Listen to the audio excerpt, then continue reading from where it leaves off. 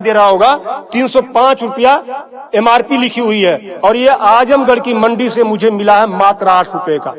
कितना percent commission आप खा रहे हो? ये ऐसा क्यों है? इस पे भी चर्चा होती है। ये देखिए आईबी सेट है जिसके माध्यम से ग्लूकोज ब्लड वगैरह चढ़ता है शरीर में, इसे कहते हैं आईबी सेट। इस पे जो एमआरपी लिखी हुई है वो 198 और यहाँ आप देख सकते हैं 198 रुपए की ये आईबी सेट मुझे पड़ी है मात्र 12 रुपए की। फिस्टर वीगो सेट लगाने के बाद जो उस पर टेप लगाया जाता है यह मुझे पड़ी है 6 से 7 रुपए की और इस पे एमआरपी 71 रुपया 50 पैसा। यहां भी आप देख सकते हैं। मैं इसलिए आपके बीच आया हूं। इसी प्रकार से बहुत सारे हजारों 2-3 हजार दवाएं ऐसी हैं जो 100 रुपए की दवा है 3000 की बिकती है। बाइकिल धागा जब आपका ऑपरेशन होता है जिससे आपका सिला जाता है वह 150 रुपए का आता है, उसकी एमआरपी 1045 रुपया आप यहां देख सकते हैं। उसी प्रकार से लंग एक्सरसाइजर 150 रुपए का आता है जिसका प्रिंट रेट है 690 रुपया। बुखार में जो पैरासीटामॉल की जो बोतल आती छोटी सी वो 50 रुपए की आती है और उसकी एमआरपी यहां आप देखें एमआरपी 522 रुपया है। कमर की बेल्ट जो 100 रुपए की आती है उसे 500, 600, 700 रुपया प्रिंट।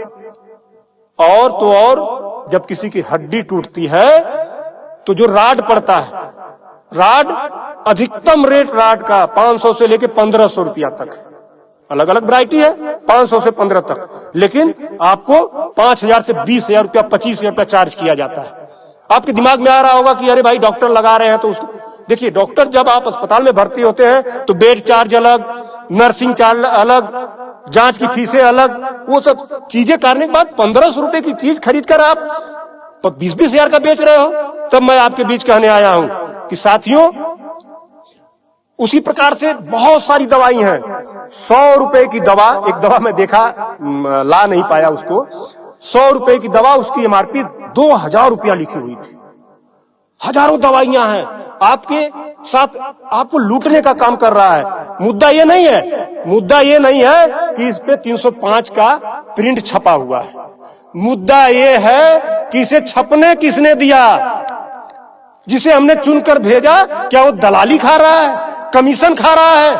8 रुपए की चीज 305 रुपए का प्रिंट वो छपने क्यों दे रहा है? ये चोरी से थोड़ा ना बिक रही है, खुलेआम बिक रही है। तो ये जिम्मेदारी सरकार की है। इसीलिए मैं कह रहा हूं कि आइए, और ये मुद्दा किसी सपा भाजपा कांग्रेस किसी नेता का थोड़ा ना है, ये भारत के 140 करोड़ जनता से जुड़ा हुआ मुद्दा है। आपको आगे आना होगा और आगे आने के लिए आपको इस वीडियो को अधिक से अधिक शेयर करवाना होगा, अधिक से अधिक लोगों को बताना होगा। इसलिए नहीं कि मेरा ये प्रचार हो जाएगा, ऐसा कुछ नहीं है।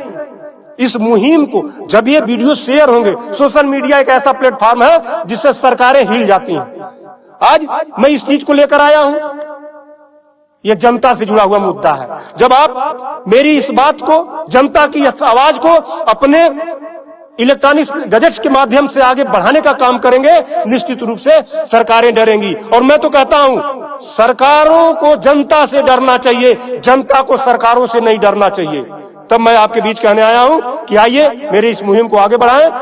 कि बात 305 रुपए की नहीं है, बात उस गरीब की है, उस रिक्शा चालक की है जो दिन भर में 450 से लेकर 500 तक की मजदूरी पाता है। अगर उसकी तबीयत खराब हुई, वो बेहोश हो गया, उसके घर वाले किसी उसको अस्पताल लेकर जाते हैं तो 305 रुपया वो अस्पताल केवल वीगो का चार्ज कर लेगा, फिक्स्टर का 71 रुपया चार्ज कर लेगा और आईबी सेट का चार्ज कर लेगा।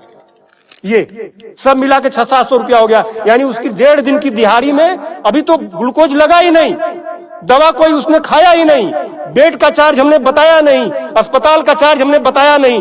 1.5 दिन की दिहाड़ी उसकी केवल इस 3 आइटम से चली गई। आगे की दवा कहां से आएगी? तब उसका बाप खेत बेचेगा, उसकी बीबी गहना बेचेगी। इस तरह का लूट खसोट।